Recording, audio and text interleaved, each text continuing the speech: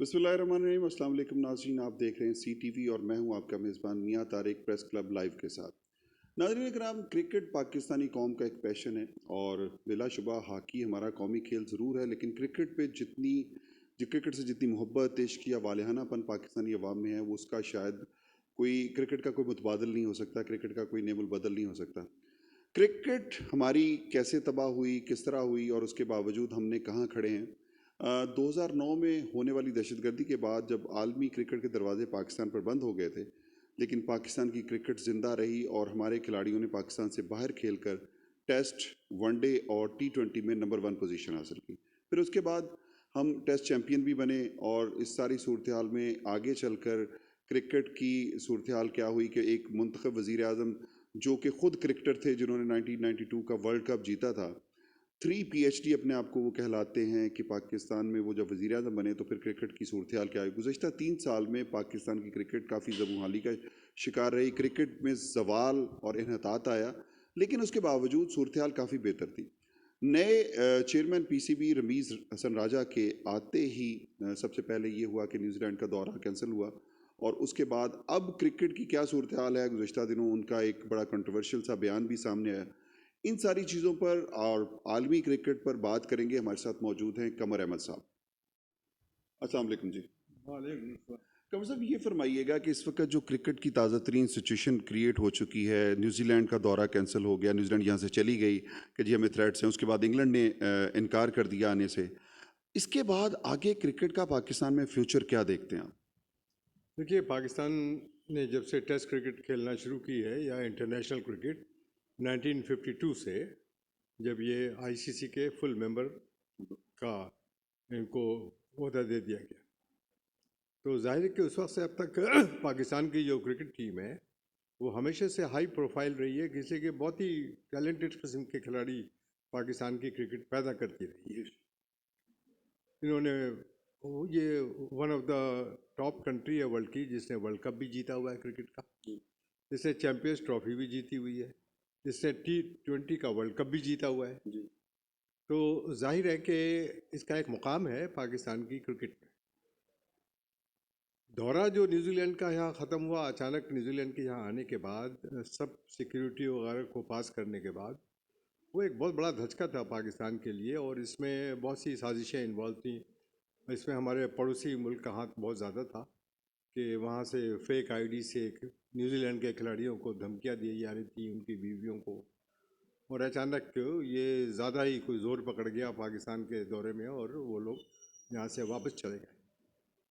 उसके बाद फिर इंग्लैंड ने एक बहुत ही तजुखेज़ फैसला किया कि उनकी टीम जो सिर्फ 4 दिन के लिए यहाँ आनी थी, औरतों की और मर्दों की, उन्होंने भी बग़ैर कोई कंसल्टेशन किए हुए अपने खिलाड़ियों से ये उन्होंने आने से इनकार कर दिया, जिसकी वजह ये हुई कि उन पर इतनी लानत और मलामत की गई बरतानिया के साबिक कप्तान माइक एथरटन ने, पीटर ओबोर्न ने जो एक तारीखदान है क्रिकेट के, और भी बहुत से लोगों ने, कि इंग्लैंड क्रिकेट बोर्ड के जो चीफ थे इयन बैटमो, उनको रिज़ाइन करना पड़ा। सही। अब ये पाकिस्तान क्रिकेट बोर्ड के नए चेयरमैन रमीज़ राजा ने ये लोगों को अभी इंकशाफ किया है कि वो अपने इस फैसले पर शर्मिंदा हैं न्यूजीलैंड वाले, और वो वापस आना चाहते हैं किसी वक्त भी जब टाइम फ्रेम सही हो पाकिस्तान में। और इंग्लैंड की क्रिकेट बोर्ड ने भी पाकिस्तान क्रिकेट बोर्ड को रमीज़ राजा के मुताबिक ये बता दिया है कि वो लोग भी यहाँ पर खेलने के लिए आना चाहते हैं। अच्छा कमर साहब, एक चीज़ जो सबसे अहम है इस वक्त अगर देखा जाए कि रमीज़ राजा एक नए चेयरमैन PC बने और उसकी एक हवाले से एक बड़ी मिसल ज़रबुल मिसल भी बड़ी मशहूर है कि सर मुंडाते ही ओले पड़े। उनके आते ही अगर देखा जाए तो उनके साथ ये 2 वाक़यात हो गए, 2 इंटरनेशनल टीमों ने पाकिस्तान में खेलने से इनकार कर दिया। इन फ्यूचर अब आप क्या देखते हैं कि रमीज़ राजा के लिए क्या मुश्किलात नहीं बढ़ गई बहुत ज़्यादा?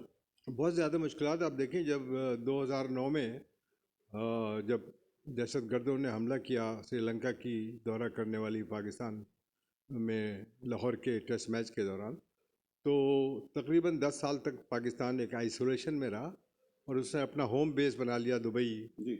अबू धाबी, शारजा, जी। और लेकिन उसके बावजूद पाकिस्तान की क्रिकेट चलती रही और ख़त्म नहीं हुई। जी।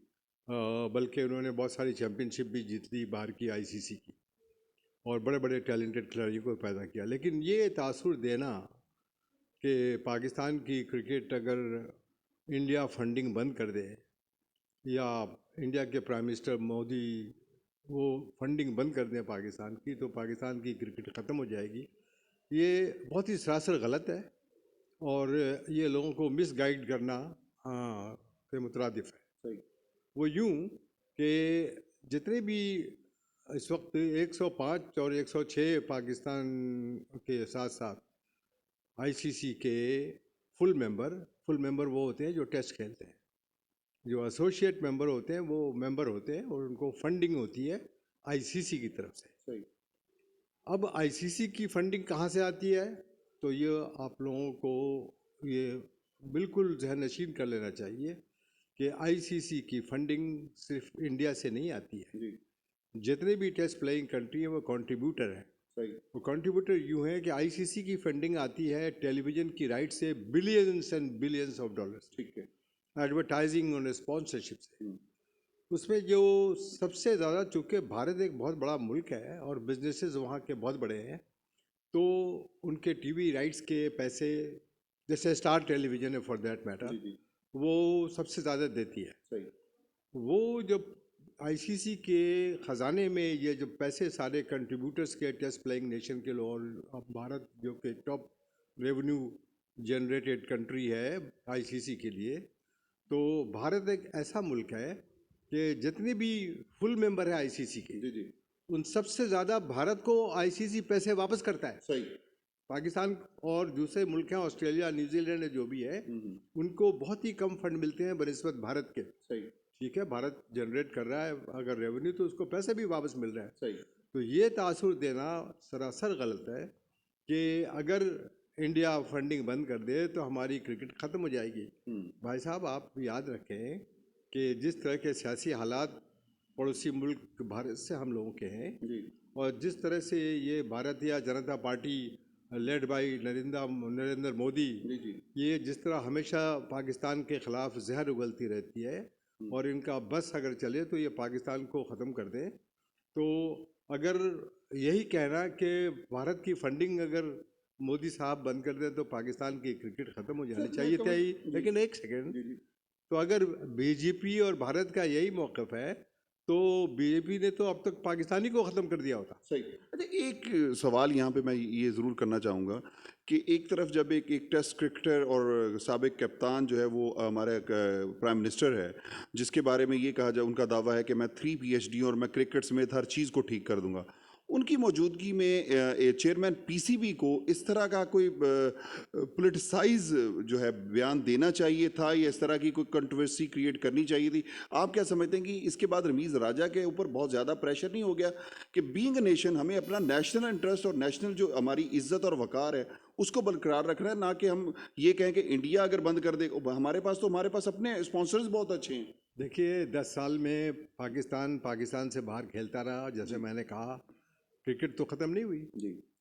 और बात दरअसल ये है कि फंडिंग की जो बात है तो वो मिसकंसेप्शन है, गलत तासुर दुनिया को दिया जा रहा है। अब आप ये कहना कि जी खुद को कोई शख्स ये कहता है कि मैं क्रिकेट का PhD हूँ, ब्रैडमैन तो ने नहीं कहा जिसका कि 99.94 एवरेज है टेस्ट क्रिकेट का, या सुनील गावस्कर ने, या for that matter the great sir Viv Richards ने, या किसी पाकिस्तान दुनिया के किसी खिलाड़ी ने तो ये नहीं कहा कि मैं PhD हूँ क्रिकेट का। तो मैंने तो 450 टेस्ट कवर किए हुए हैं, दुनिया के किसी आदमी ने नहीं किए हैं, तो मैं तो PhD नहीं हूँ क्रिकेट का, मैं तो अभी सीख रहा हूँ। आप तो डबल PhD हो गए। मैं तो अभी रिसर्च स्टूडेंट हूँ इस खेल का। सही। मगर ये कह देना कि मैं PhD हूँ तो ज़रा हंसने वाली बात है। अच्छा, रमीज़ राजा साहब का जो इस वक्त बयान सामने एक कंट्रोवर्सी समझ लें आई है, और उसके बाद इंडिया में इस पे बड़ा ज़्यादा इस पे वो हुआ है, इंडियन मीडिया ने इसको बड़ा हाईलाइट किया है कि जी हम तो पाकिस्तान की क्रिकेट को सारी फंडिंग ही इंडिया दे रहा है। अब ऐसे सिचुएशन में दो ममालिक है जिनके आपस में कन्फ्लिक्ट्स बहुत ज़्यादा हैं, क्रिकेट भी हमारे यहाँ इस तरह की होती है कि हमारे यहाँ जंग और मौत वाला, ज़िंदगी और मौत वाला खेल होता है दोनों मुल्कों के दरमियान। ऐसे में रमीज़ राजा साहब का बयान कहाँ स्टैंड करता है? और अब रमीज़ राजा साहब इसके बाद, जबकि आपकी भी क्लियरेंस आ गई और भी बहुत सारे लोगों ने इसको क्लेरिफाई कर दिया है, अब रमीज़ राजा साहब कहाँ खड़े हैं? देखिए, बात दरअसल ये है कि जब आप किसी रिस्पॉन्सिबल पोजीशन में होते हैं जी जी। दुनिया में किसी भी डिपार्टमेंट के अंदर, चाहे सियासत में हो चाहे स्पोर्ट्स में हो या कहीं हो, तो आपको फूक फूक कर कदम रखने पड़ते हैं, सही। सोच समझ कर बयानात देने होते हैं। सही। जाहिर है कि जब आपको ये हसास जो जिस तरह के रिलेशन है हमारे पड़ोसी मुल्क भारत से, और उसको अगर आप इस तरह के बयानात पाकिस्तान में दें कि अगर ये हमें फंडिंग बंद कर दे तो हमारी क्रिकेट ख़त्म हो जाएगी, तो इसी वजह से आप देखें कि जब से ये बयान रमीज़ राजा ने दिया है उस वक्त से वो तनकीद का निशाना बनाए हुए हैं, और जो भारत के टेलीविज़न है उन्होंने उसको इतना उछाला है जी। कि जी वे हम ये तो पाकिस्तान की क्रिकेट तो वो तो हम पर मुनहसर है कि हम जब चाहें इनको ख़त्म कर दें। सही। इस तरह से वो लोग नमक मिर्च लगाकर जी। और इसको दुनिया को पेश कर रहे हैं।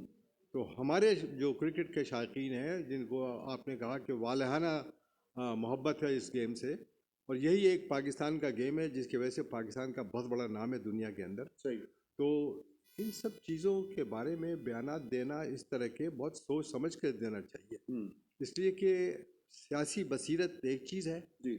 और ये उल्टे सीधे बयानात दे देना दुनिया को ये तासुर देने के लिए, और ख़ासकर ऐसे मुल्क के लिए जिससे जो आपका दुश्मन है और दुश्मन रहा है और रहेगा, जी। तो ये मैं समझता हूँ कि ये बड़ी जगहसाई की बात है। हमें बड़ी तशवीश है इस बात पे। आई होप कि हमारे जो लोग रिस्पॉन्सिबल और ज़िम्मेदार हैं इस किस्म की क्रिकेट को चलाने के लिए, जी जी। उनके लिए बहुत ज़रूरी है कि वो सोच समझ के बयानात दें। अब जो रहा फंडिंग का सिलसिला, तो भाई फंडिंग की आपको इतनी परेशानी है तो फिर आपने डिपार्टमेंटल क्रिकेट टीमें क्यों बंद कर दी? सही।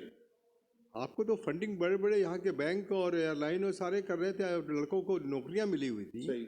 लड़कों का घर पानी और घर का चूल्हा भी जल रहा था, सही। उनका कैरियर भी बन रहा था। तो जब आपने एक पैसे आने की लाइन को बंद कर दिया, तो फिर तो आप तो चीखो पुकार करना और लोगों पे जाकर ये कहना कि हमें फाइनेंसेस की ज़रूरत है, ये तो बड़ी जगहसाई की बात है।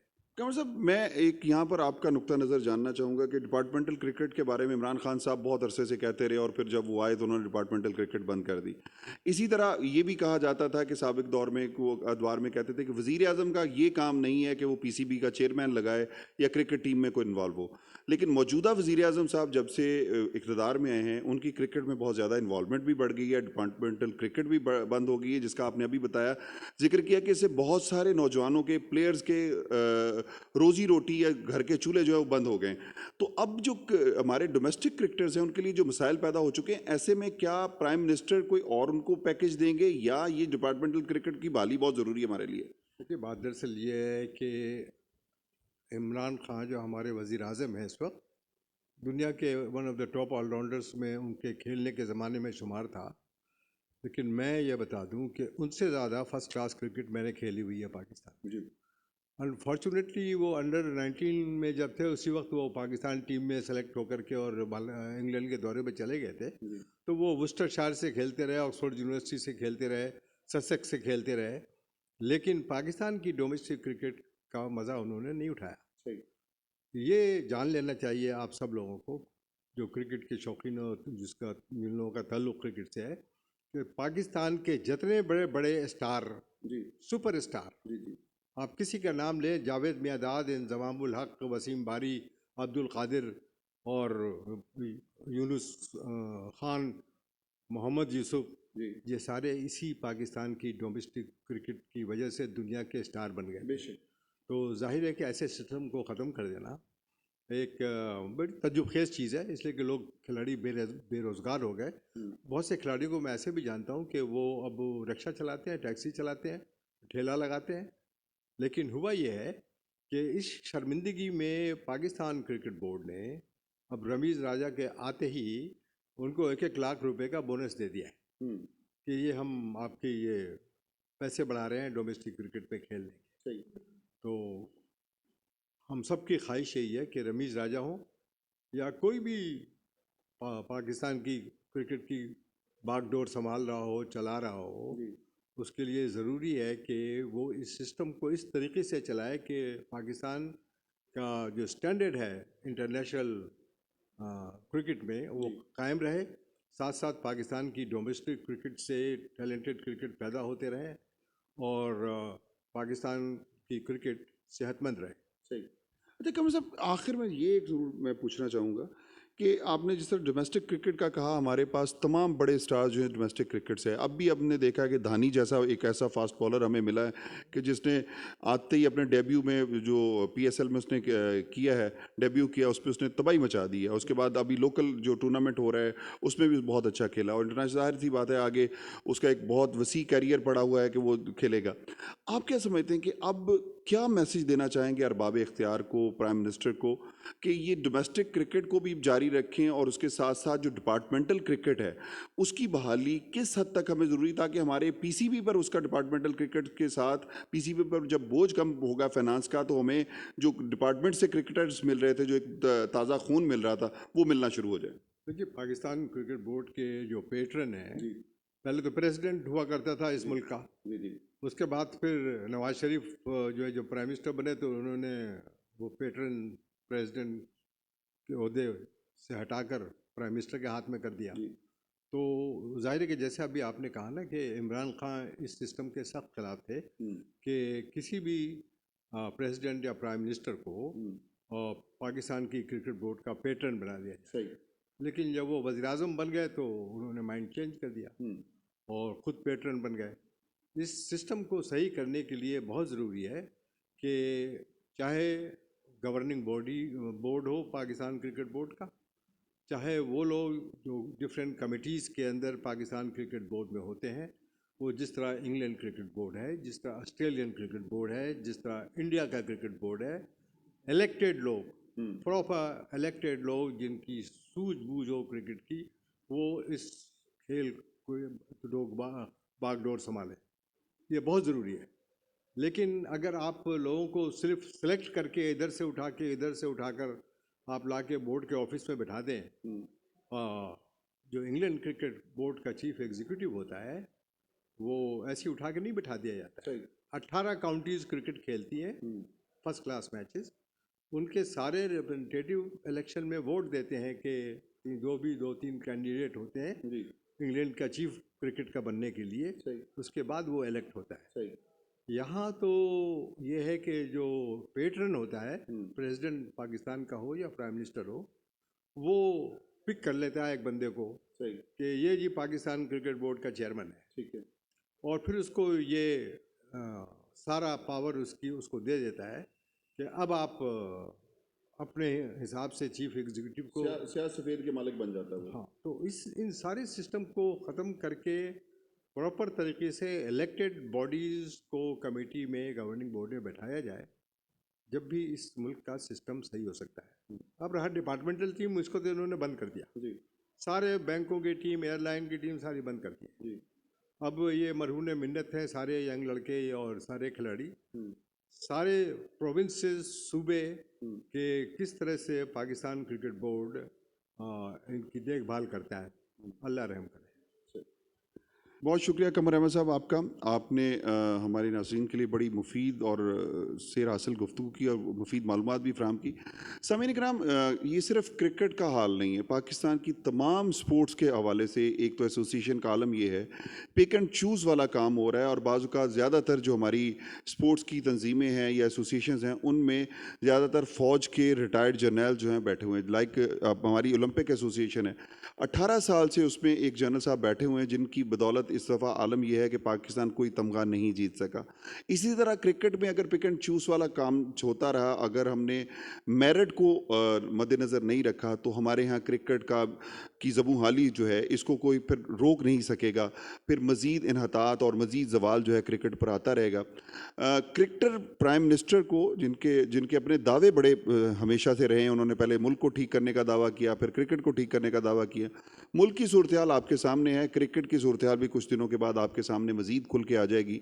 तो ऐसी सूरत हाल में वज़ीर आज़म को किस तरह के फ़ैसले करने चाहिए, ये अब मेरा ख्याल है पाकिस्तान की पब्लिक को चाहिए कि वो ज़रा वज़ीर आज़म साहब को अपनी राय से आगाह करें, अपनी राय वज़ीर आज़म के लिए ज़ाहिर करें। इस पर हम कोशिश करेंगे कि आवाम की राय आरा भी हासिल कर सकें कि वज़ीर आज़म को क्रिकेट के हवाले से क्या करना होगा। आइंदा किसी प्रोग्राम में आवाम की आरा भी शामिल करेंगे। अपने मेज़बान मियाँ तारिक को इजाज़त दीजिए। अल्लाह निगहबान। पाकिस्तान जिंदाबाद।